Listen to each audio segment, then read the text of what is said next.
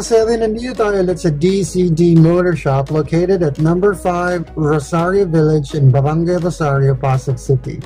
And today, tuturuan ko kayo ng step-by-step guide kung paano install ng Shark Power RGB colorful taillight para sa inyong NMAX TechMax or version 3. Yung kinigandahan dito ay kaya mo itong kontrolin using your phone or change the color using a magnet.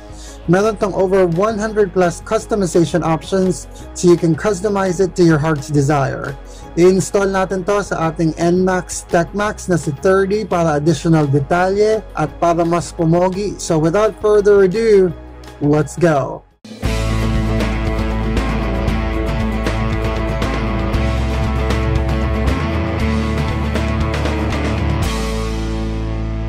Mga kasere, dito na si Papi Albert. Usually, kilala nyo na yan, yung parating gumagawa sa mga motor ko.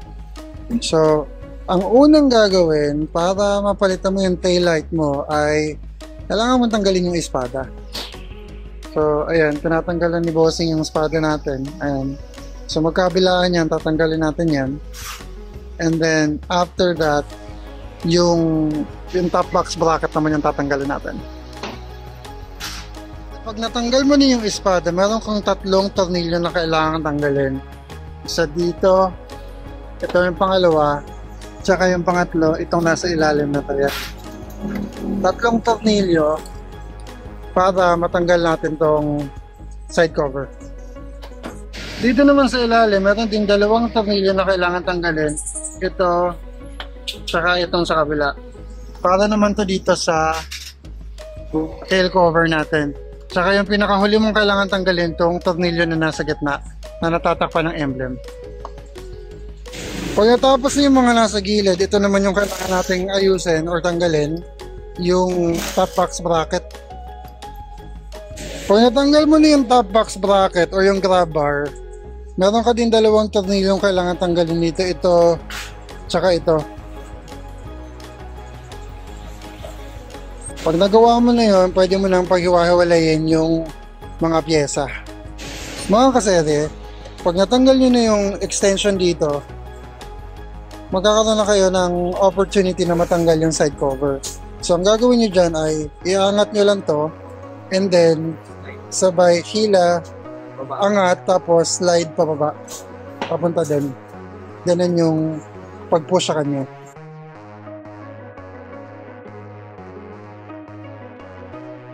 Tapos, mayroon dalawang screw dito sa gilid na naglalak sa taillight cover.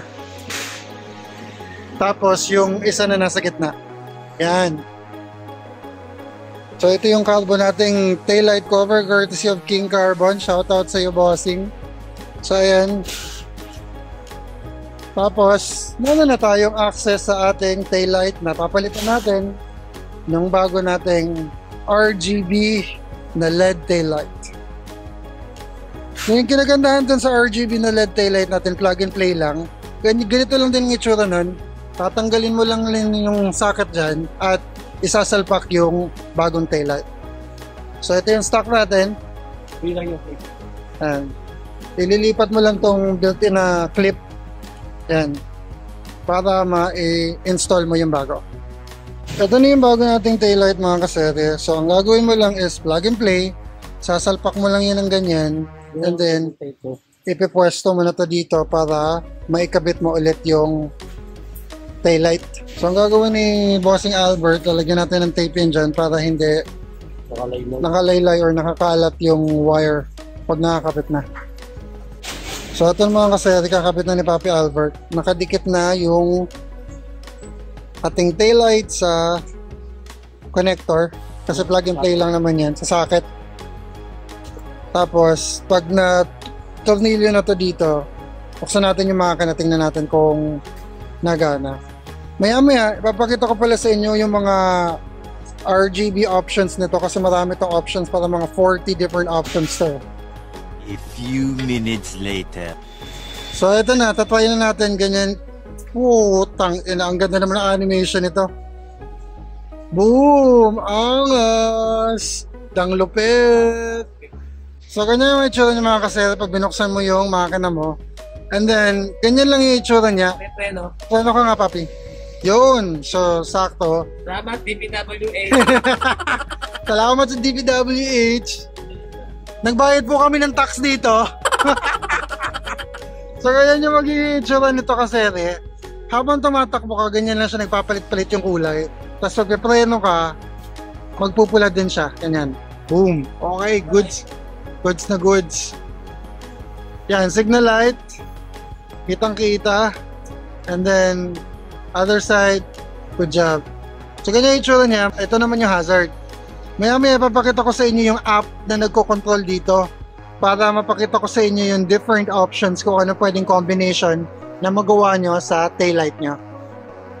Ayan, kasalukuyan ang binabalik ni Papi Albert yung mga kaha nito ni 30. Kita nyo naman yung size ng taillight na yun, eksaktong-eksakto sa itsura at size ng stock niya. Kaya wala kang magiging problema kung pwede ito naka-carbon ka, hindi siya magkakaroon ng issue pag nakabalik na. Mga kasete, share ko lang din sa inyo yung emblem dito sa putan ng Tecmax or ng version 3. Hindi po yan nakadikit. Ito po ay may clip. Ayan po, kung nakikita nyo, may clip po siya. Para po maipasok yan, ipapasok niya ng ganyan, tapos ipapush niya pataas. Nakabit mo na siya, ganyan yung itsura niya. So, ang gagawin mo lang ay ipapasok mo siya ng ganyan dito sa ilalim kasi may ngipin yan, tsaka ipapush mo pataas. Meaning, mabilis mo tong manakaw. Kaya, wag naman sana pagdiskitahan, pero yun lang, awareness lang sa iba, hindi po siya naka-double-sided tape. Yung bago nating taillight, may dalawang option para mapalitan yung kulay niya. It's either via the app or gamit yung magnet. Yung pinakamabilis ay yung magnet. So, tatap mo lang yan ng ganyan. Ang kita nyo, nag-iiba na yung kulay niya, di ba? Pero dito, ang problema sa magnet, mano-mano to. Hindi mo alam kung ano ang gusto mong setup. Pag yung app yung ginamit mo, to. Pag yung app yung ginamit mo, pwede kang mamili either solid colors, so tingnan nyo kung green, or kung may LTO man, pwede kang mag-LTO compliant, titinitin mo lang yan, red na. LTO compliant na. Pero, kung gusto mo na medyo maangas ka, pupunta ka dito sa style. Pagdating mo sa style, meron kang sandamukal na options dyan. Aabot ka na mahigit 100 plus na options. So, ganito lang yan. Yan yung mode 1, mode 2, mode 3, mode 4, ganyan yung magiging itsura niya. Ma-adjust mo din yung speed. Kung gusto mo mas mabilis yung speed, adjust mo siya. Kung gusto mo din mas bright, kaya din. Pwede mo din siyang i-dim. Yan, mas dim na siya. Kung gusto mo yung sakto lang yung ilaw, lagyan mo sa gitna, ganyan yung magiging ilaw niya. Kung gusto mo din sobrang bagal, ayan, halos di na nagalaw. So, yung kinagandahan dito, madami kang option kung paano itsura ng taillight mo habang umaandar ka sa kalsada. Pero, ang pinaka-favorite ko dito na medyo malapit sa pula is ito. Tapos parang purple siya na magbo-blue. Yan yung so far pinaka gusto ko. Madami ka namang option dito. And then, again, since lalabas tayo ngayon, baka may makakita sa ating police, ilalagay lang natin yan sa red para LTO compliant tayo. Nag-work din yung hazard yan, yung turn light signal. So, goods na goods to. Ang pinakamaganda dito, medyo budget meal din siya. Siya kasing mahal ng JPA. Ito is Shark Power. Kaya, medyo hindi siya ganun kamahal. Although, goods din naman yung quality. Pero, medyo budget meal. So, kung naghahanap ka ng ika-aangas ng motor mo, ilalagay ko yung Shopee link or ang Lazada link sa description ng video.